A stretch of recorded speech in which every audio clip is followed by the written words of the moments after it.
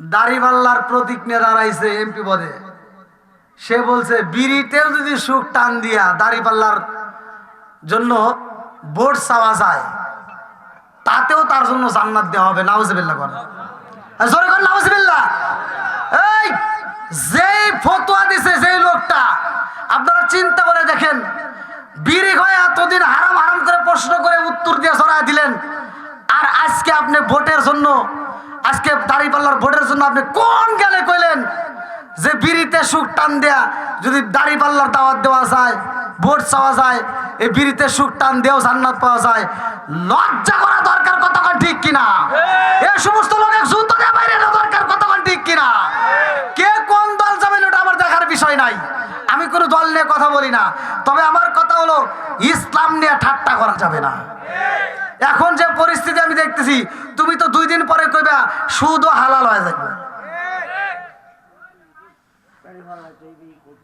দাড়িপাল্লায় vote দেন, যাতে দেন, আপনি vote চান সমস্যা নাই, কিন্তু এই কথা কেন বলেন? এই হারাম জিনিস নিয়ে আপনি ঢুকায় বলতেছেন এটা খান, আবার দাওয়াত দেন। লজ্জা করা দরকার, কতক্ষণ ঠিক কিনা? ভাই আপনারা কি কষ্ট পেতেছেন? আমি কি দাড়িপাল্লার বিরোধিতা করতেছি? আমার কিন্তু বিরোধিতা করার দরকার। আমি বলতেছি যারা এই সমস্ত কথা বলে, আবার কেউ বলতেছে দাড়িপাল্লায় ভোট দিলে 18 কোটি মুসলমানের নামাজের সওয়াব পাওয়া যাবে। এটা নাউজুবিল্লাহর আওয়াজ হলো।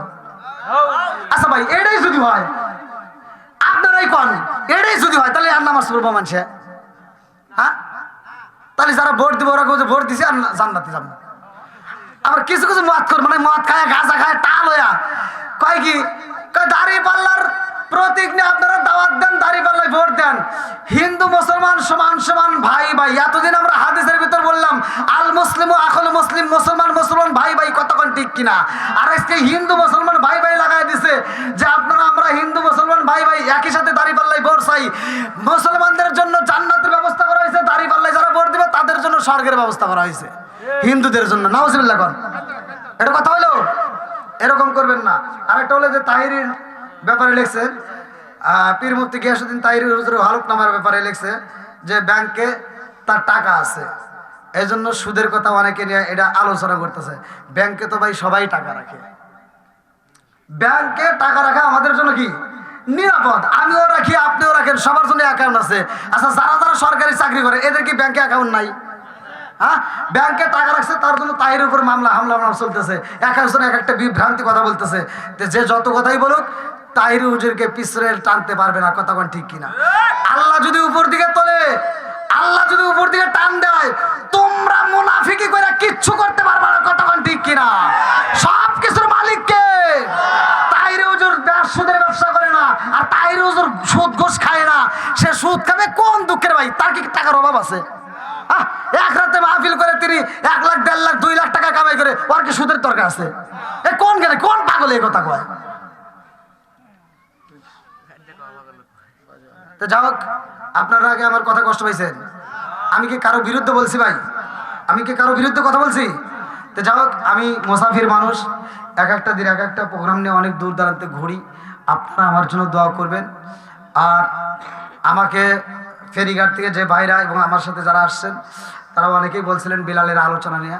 তা আল্লাহ যদি হায়াতে বাঁচার আগে 24 তারিখে থাকবেন, ওইখানে আমি বিলালের বাসর ঘরের আলোচনার 7 দিনের হায়াত নিয়ে ইনশাল্লাহ আলোচনা দেব। আল্লাহ তাআলা কবুল করুক সবাইকার, আমিন। সকলে একটু লাইন ধরে বসেন। লাইন ধরার আগে আমরা একটু দাঁড়িয়ে নবীকে সালাম দিই, এর ভিতরেই লাইন ধরবেন। সকলে দাঁড়িয়ে নবীকে সালাম দিই। ইয়া নবী, দাঁড়ান দাঁড়ান, কাতার সোজা করেন। ইয়া রাসূল সালাম, ইয়া হাবিব সালাম, সালাওয়াতুল্লাহ।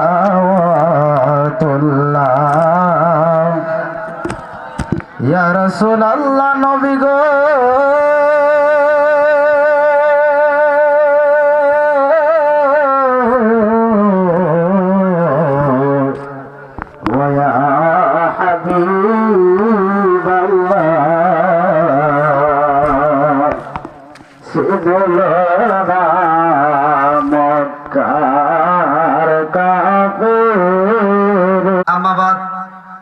সকল প্রশংসা মহান আল্লাহ তাআলা, যিনি আমাকে আপনাকে ভালোবেসে মায়া করে দয়া করে এত সুন্দর একটা পরিবেশে জান্নাতের বাগানে দুনিয়ার সমস্ত ফিতনা ফিসাদ হইতে বিরত রাখিয়া আমাদেরকে একত্রিত করলেন, মাহফিলে বসার জন্য সুযোগ দিলেন।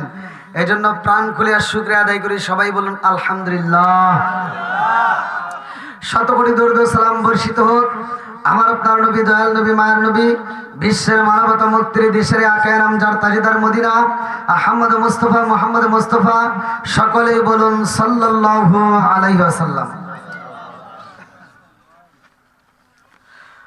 মরহুম বাসন আলী সাহেব গং ভাইদের সহ হাজি আব্দুল জলিল আইসুদ্দিন ব্যাপারী এবং হাজি তাজুল ইসলাম এর স্মরণে ওই এলাকাবাসীর সকল কবরবাসীদের রুহের মাগফিরাত কামনায় 29তম বার্ষিক ইসালে সব ও দোয়ার মাহফিল তারিখ 16 জানুয়ারি 2026 রোজ শুক্রবার।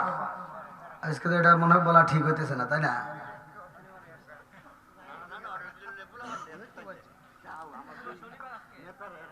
আমাকে দাওয়াত দিছে 16 তারিখে।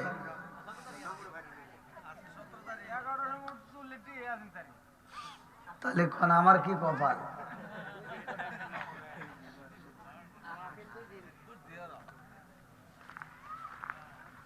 আলহামদুলিল্লাহ। কোন স্থান চন্নগাঁও বড়হাটি, মরহুম হাজি তাজুল ইসলাম সাহেবের বাড়ির সামনে। আজকের মাহফিলের সম্মানিত সভাপতি জনাব হাজি মোহাম্মদ শামসুদ্দিন সাহেব খাকসি, আল্লাহ তাআলা তাকে কবুল করুক, সবাইকে আমিন। সহ সভাপতি জনাব মোহাম্মদ আবু সালেক সাহেব, জনাব মোহাম্মদ বুলুমিয়া সাহেব এবং আমার পূর্বে যিনারা আলোচনা করলেন অত্যন্ত সুললিত কণ্ঠে হযরত মাওলানা মোহাম্মদ জালালউদ্দিন সাহেব, হযরত মাওলানা রিয়াদউদ্দিন জালালি আশিকি সাহেব, রফিকুল ইসলাম নূরপুরি সাহেব, কারি গিয়াসউদ্দিন আশিকি সাহেব, আর অনেক ওলামা ইকরাম, মাহফিল কমিটিবৃন্দ, সদস্যবৃন্দ, এলাকাবাসী, আমার ডানে বামে বসা সম্মানিত ব্যক্তিরা, আমার সামনে বসা মুরব্বী বাবারা, যুবকের দলেরা, কুচিকাছাড়া, পর্দা নিশি অবলা সবলা মা ও বোনেরা, সবার প্রতি আমার সালাম রইল। আসসালামু আলাইকুম ওয়া রাহমাতুল্লাহি ওয়া বারাকাতুহু। আপনারা কেমন আছেন? আমি তো গত মাহফিলে ভাই সালামের শিক্ষা দিয়েছিলাম, আলহামদুলিল্লাহ। এবছর তো আর সালামের শিক্ষা দেওয়ার প্রয়োজন নাই, একদিন তো শিক্ষা দিয়েছি, মনে তো থাকার কথা, কতক্ষণ ঠিক কিনা? যাই হোক, আল্লাহ যা করে ভালোর জন্যই করে, কতক্ষণ ঠিক কিনা? আমি কিন্তু একটু অন্যরকম বক্তা, এক নম্বরে অন্য বক্তার সাথে আমার মিল নাই। আল্লাহ মরুন, সত্য কথা তিতা লাগবে, কতক্ষণ ঠিক কিনা? আল্লাহ রাসূল বলছে সত্য কথা তিতা লাগে, তারপরেও বলতে হবে, কতক্ষণ ঠিক কিনা? তা আমি যদি একটু তিতা কথা বলি, আপনাকে আর রাগ করবেন? কারা কারা রাগ করবেন একটু হাত তুলে দেখেন। সে কই একটাও তোলে নাই। যাই আলহামদুলিল্লাহ। কোন আবার তো হুমকি টুমকি দিবেন না। আমি গত রাত্রে কিশোরগঞ্জ, ওটা কি চাঁদপুর, গত রাত্রে মাহফিলে এইতে এরকম এত রাইতে তুলে দিছে। হে ওয়াজ করে তামা তামা করে ফেলাই, 2.5 ঘন্টা ওয়াজ করার পরে মন পাই না। আমার যুবক পোলাপান আমাকে হুমকি দিলে এই মাহফিলের ভিতরে, হুজুর ওয়াজ যদি শেষ না করেন রাস্তায় গাছ ফালামু। তাহলে কোন ওয়াজ করমু করে জ্বালা আছে না নাই? আমার কত হলো রাত 10টার দিকে তুলে দাও, তারপরে 12টা পর্যন্ত ওয়াজ করে তামা তামা করে ঘুম পড়মু, ফজরের নামাজ আর আমি উঠে পড়মু, কথা ঠিক কিনা? নামাজের দরকার আছে না নাই? একসাথে বলেন আছে না নাই? আমি এমন একজন হুজুর, আমি 1 নম্বরেই বলছি যে আমি কিন্তু সবার মতো তাল মিলা ওয়াজ করতে পারি না। আমি যদি একটু তিতো কথা বলি চলবো নি? সবাই রাজি? আমার কাছে ধনীর দাম যেরকম, গরিবের দাম একই রকম। অনেক হুজুর আছে ধনীর দোয়া আলাদা, গরিবের দোয়া আলাদা, আছে না নাই? সত্য কথা বলবেন, আছে না নাই? আপনার বাপ মরছে, যান মসজিদে যান, হুজুরের কাছে দোয়া চাবেন। গরিবের বাপ মরলে হুজুরের কাছে দোয়া চাইলে হুজুর দোয়া করে। গরিবের দোয়া একরকম, বড় লোকের দোয়া আর এক রকম। গরিবের দোয়া করে আল্লাহুম্মা আমিন।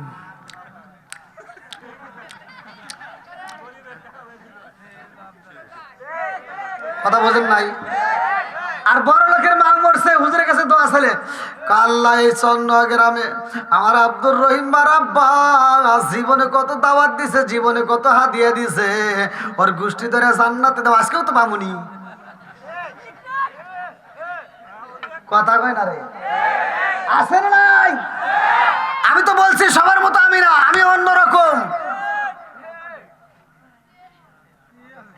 এই হুজুর ঘরে যদি আল্লাহ বিচার দেয়, ক্ষমতা দেয়, এই হুজুর ঘরে হাতে যদি দিত, তাহলে ভাই আপনারা শেষ হয়ে যেতেন। বিশ্বাস করেন, আল্লাহ বলছে ওয়াইদা কুরিয়াল কুরআনু ফাসতামিউ লাহু ওয়া আনসিতু লাআল্লাকুম তুরহামুন। আল্লাহু আকবার কোন। যেইখানে কোরআন তেলাওয়াত করা হবে ওইখানে আমি আল্লাহর রহমত বর্ষিত হবে। জোরে কোন সুবহানাল্লাহ। আমি কোরআন পড়লে যে সব, আপনি শুনলে একই সব। সুবহানাল্লাহ কয় না রে। আমি কষ্ট করে পড়লাম 4 বছর 5 বছর ডাল দিয়ে ভাত খায়া, আমি পড়ে যে সব আপনি শুনলে, বিচার করছে কিনা? এই বিচার যদি আল্লাহ নিজে না রেখে যদি বলতো, এ বাংলাদেশের হুজুররা তোমরা পড়ছাও, তোমরা কষ্ট করছাও, এবার পড়লে যে সব হবো তোমাদের কাছে দিমু, এখন ওখানে কি দিবা তোমরা ভাগ করে দাও, তাহলে কি আপনারা সব পাইতেন? ভাই সত্য কথা বলেন। মনে মনে ভাবতেছেন হুজুর আপনি সিরাজগঞ্জ থেকে আইছেন কিশোরগঞ্জ, আপনি দিতেন না, কিন্তু আমাদের এদিকের হুজুররা দিত। এই আমি যা দিতাম এদিকের হুজুররা তাও দিব না। বাস্তব। 2 লাখ 2.5 লাখ টাকার বক্তার ওয়াজ শুনছেন, এমন কোন হুজুর এসে আপনাদের মাঝে ওয়াজ করে বলছে যে ভাই আমি পড়লে যে সব, আপনি শুনলে একই সব, আমিও রাত জাগলাম আপনিও জাগলেন, আমিও কষ্ট করলাম আপনিও কষ্ট করছেন, সমান সমান সব পাইলাম, বাড়িতে যাবো তাহলে 2.5 লাখ টাকা পয়সা আইছেন, সমান সমান ভাগ করি? কেউ কইছে? এই টাকার ভাগ যে ব্যক্তি দিতে পারে না, ও সবের ভাগ দিব, এই কথা যে বিশ্বাস করবো, পাগল ছাড়া কিছু না। আমাকে একটু বসার ব্যবস্থা করে দেন ভাই। হ্যাঁ এনে একটা আর একটা বালিশ দেন। রাত 12টার পরে তুলে দিয়েছে। আমি যদি এদেরকে দেখে না পাই আমি ওয়াজ করবো কি? এ ভাই ঠিক আছে, এই যুবকরা আওয়াজ দাও, ঠিক আছে চলবনি? আইলো একই জামানা বুঝাইলে বুঝাসে না, আইলো একই জামানা বুঝাইলে বুঝাসে না, নামাজ রোজা করে না, মেয়েরা পর্দায় থাকে না। আইলো একই জামানা বুঝাইলে বুঝাসে না, নামাজ রোজা করে না, মেয়েরা পর্দায় থাকে না। পিতা মাতার পেটে ভাত নাই, পিতা মাতার পেটে ভাত নাই, ছেলে প্রেমের দেওয়ানা দেওয়ানা দেওয়ানা দেওয়ানা। মোবাইলের জামানা লেখা পড়া হইল না, রাইতে বিছনায় থাকে না, হ্যালো হ্যালো সারে না। মায়ে বলে রব্বানা, বাপে বলে চলাম না, আল্লাহ বলে শুনলাম না, ওরে সাদের মাওলানা হক কথা কইলা না।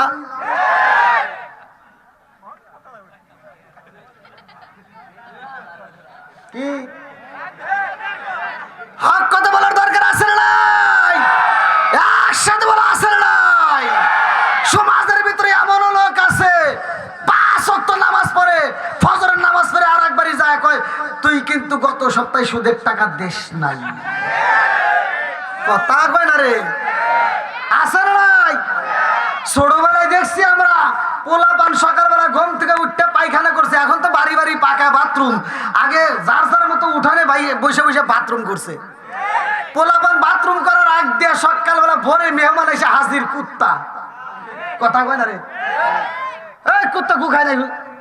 মুরব্বীরা আপনারা জানেন না, না মিছা কথা বলতেছি। ছোটবেলায় দেখছি কুত্তা পোলাপান এক জায়গায় পায়খানা করে আর এক জায়গায় গেছে, কুত্তা পিছন থেকে এসে চাইতে গেছে, তাও সাথে সাথে গেছে। এমনকি কুত্তা গু খায়, রাস্তায় কেউ পায়খানা করলে কুত্তা মুখ দেয়। কুত্তা সব আন্দোলন করলে, ওরা মিটিং দিয়ে বৈঠক দিয়ে ওরা কয় কি, কয় মানুষের গু মানুষ খাওয়া ধরছে, ওরাই খাই গে, আমরা আর খামো না। সমাজের ভিতর সুদ করা আছে না নাই? জোরে কও আছে না নাই? কুত্তা কয় ওরাই খাই গে, আমরা আর খামো না।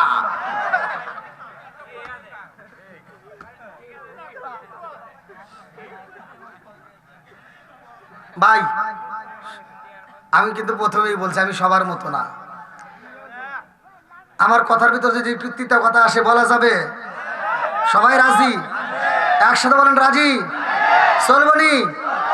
তাইলে একটু আমার যুবক ভাইদের একটু বসার ব্যবস্থা করেন, একটু সামনের দিকে আগে আসেন, ফাঁকা রাখবেন না, ফাঁকা জায়গা যেখানে আছে পূরণ করে একটু সামনের দিকে আসেন, সবাই আসেন। এই গভীর রাত্রে যদি আমাকে একটু কথা বলাইতে চান একটু আগে আসেন, সকলেই আদবের সাথে আসেন, একটু জিকির করতে আসেন। লা ইলাহা আগে সাথে লা ইলাহা মাশাআল্লাহ লা ইলাহা আপনি আমার জানো গো নবীজি, আপনি আমার জানো গো নবীজি, আপনি আমার জায়ান নয়নে একবার দেখিলে, নয়নে একবার দেখিলে আমরা জুড়াইতাম পরায়ান গো নবীজি, আপনি আমার জায়ান লা ইলাহা লা ইলাহা ইল্লাল্লাহু মুহাম্মাদুর রাসূলুল্লাহ সাল্লাল্লাহু আলাইহি ওয়াসাল্লাম। আমার পূর্বের বক্তা তো অনেক সুন্দর কথা বলছে, বিষয় হলো একটা বিষয়ের উপর কথা দিলে আলোচনা করে মজা পাইতাম। এক একজনের এক একটা দিক চাওয়া সবার পূরণ করা যায় না, আবার সবার চাওয়া পূরণ করতে গেলে অনেকে মনে করবো কিরে হুজুর 14 ডালে গেল, হুজুর যে কে যেন গেছে এটা কিন্তু সবাই বুঝে না, কথা বল না কে? মুসা নবীকে আল্লাহ তাআলা ভালোবাসে শুনলেন, মুসা নবীকে যে পাওয়ার দিছে তার চাইতে বেশি পাওয়ার আল্লাহ তাআলা আখিরি জামানার নবীর উম্মতের আছে। জোরে কোন সুবহানাল্লাহ। পাওয়ার নেওয়ার দরকার আছে না নাই?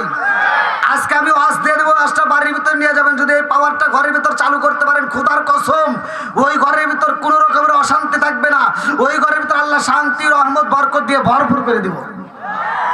মুসা নবী তো আল্লাহর সাথে কথা কইছে, আমরা কি কইছি? মুসা নবী আল্লাহর সাথে এত পিরিত ছিল, এত মিল ছিল, মুসা নবী তুর পারে যায় কথা কয় আল্লাহর সাথে কথা। কি বলো? বসো, তুমি তো কিছুই বোঝো না, কোনে পানি পড়ছে? আমি কইতেছি মুসা নবী ওয়াজ করতেছে, এ কয় পানি পড়ছে। কে?